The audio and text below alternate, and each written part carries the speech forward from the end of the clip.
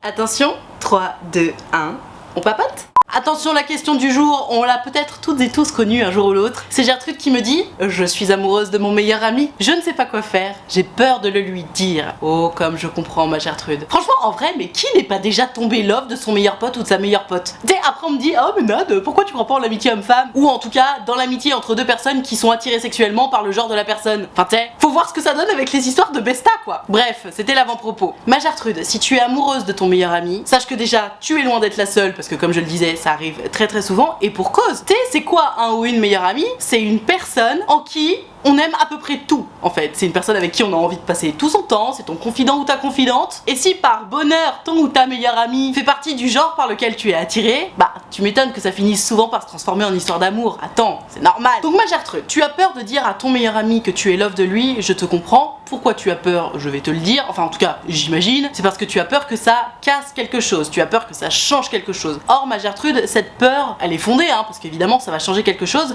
Mais arrête d'avoir peur parce que de toute façon, c'est déjà fait. Le lien est déjà changé. C'est déjà modifié. Tu es déjà amoureuse de ton meilleur ami. Donc, que tu lui dises ou que tu ne le lui dises pas, le résultat est le même. Tu es amoureuse de lui et tu n'attends plus de lui la même chose que ce que tu attendais de lui avant. Et d'ailleurs, si on pousse le raisonnement un tout petit peu plus loin, c'est pas réellement honnête d'être love de quelqu'un, de se prétendre son ou sa meilleure amie et de surtout rien dire. Parce que, je sais pas ce que t'en penses, mais à mon sens, en tant qu'ami, on veut évidemment toujours le meilleur son ou sa meilleure amie. On est d'accord là-dessus. Mais du coup, imagine demain là ton meilleur ami dont t'es complètement love, il te dit « Oh là là Gertrude, tu sais pas quoi, j'ai rencontré une meuf, mais elle est géniale. Oh, je pense qu'elle peut être the one. » J'imagine même pas la tête que tu vas tirer entre le mon cœur est brisé et le génial, j'essaie de tirer mes traits le plus haut possible pour surtout pas que tu vois que j'ai trop la mort. Tu vois l'idée? C'est juste pas possible. Il y a un conflit d'intérêts en fait. Et même si malgré ça, tu donnes les meilleurs conseils à ton meilleur ami pour que justement il vive sa best life avec cette fameuse meuf, à quel prix pour toi? Enfin tu sais,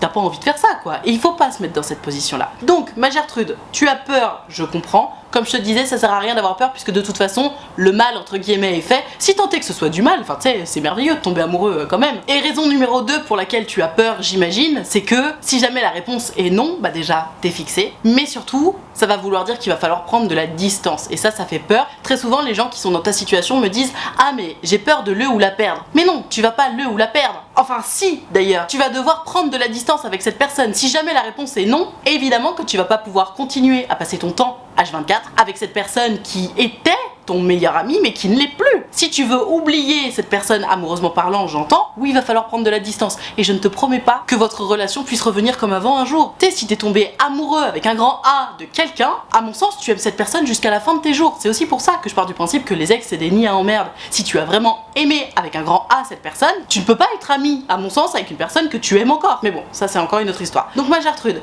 tu as peur de le lui dire. Comme je te disais, je comprends. Je vais pas te mettre la rate au courbouillon en mode allez, va dire à ton meilleur ami que tu l'aimes là parce que it's time. En revanche, je te conseille vivement de le faire. Et d'ailleurs, je te conseille vivement de te mettre une deadline. Parce que tu sais, quand il s'agit de faire des grands pas comme ça, on est toujours en mode non mais vas-y, c'est jamais le bon moment, etc. Je comprends, c'est jamais le bon moment de toute façon pour dire coucou, je t'ouvre la porte de mon cœur, vas-y, tu peux me faire mal si tu veux.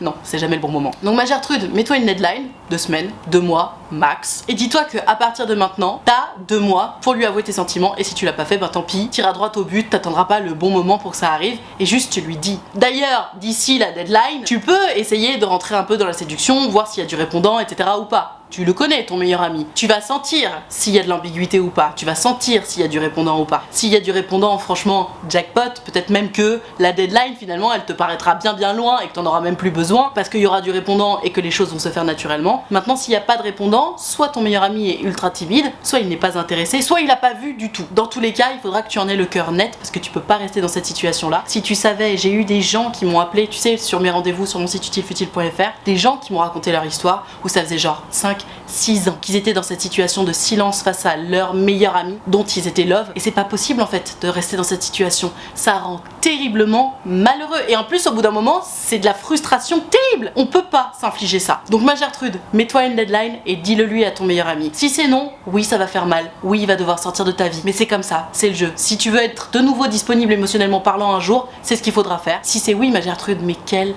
bonheur. Mais alors là, mais si c'est oui, mais t'as gagné à la loterie. Parce que quand tu tombes love de ton ou ta meilleure amie et que c'est réciproque, ça veut dire que de toute façon, de base, vos âmes, elles sont connectées parce que tu le connais, ton meilleur ami. Tu connais ses qualités, tu connais ses défauts et en plus t'es attiré par lui, mais genre, c'est le gain à la loterie. Si c'est oui, ma Gertrude, et ben c'est la folie. Donc évidemment, je croise les doigts pour toi pour que ce soit oui, mais si jamais c'est non, c'est pas grave. Dans tous les cas, il faut que tu avances parce que tu ne peux pas rester dans cet entre-deux de oh, peut-être que c'est oui, peut-être que c'est non. Non, ça fait trop mal, ça fait trop mal. Tu sais quoi, ça fait limite plus mal qu'un non. De rester face à cette personne qu'on aime et qui voit rien, c'est pas possible. Donc ma Gertrude, oui, ça va être dur. Oui, il va falloir prendre son courage à deux mains et oui, il va falloir le faire. Et t'as mille et une façons de le faire. Tu peux le faire en face à face, tu peux le faire au téléphone, par message, par lettre, par ce que tu veux. Mais il faut le faire pour être fixé, pour avancer, que ce soit d'un côté ou de l'autre. Il faut que tu avances. Tu ne peux pas rester dans cet entre-deux. Toi qui regardes cette vidéo, si t'as déjà vécu cette situation, n'hésite pas à nous le dire dans les commentaires. Surtout à nous dire comment tu l'as avoué à ton ou ta meilleure amie si jamais tu as eu le courage de le faire. Parce que Gertrude, elle a besoin de courage. Et en tout cas, pour le coup, t'auras eu mon avis.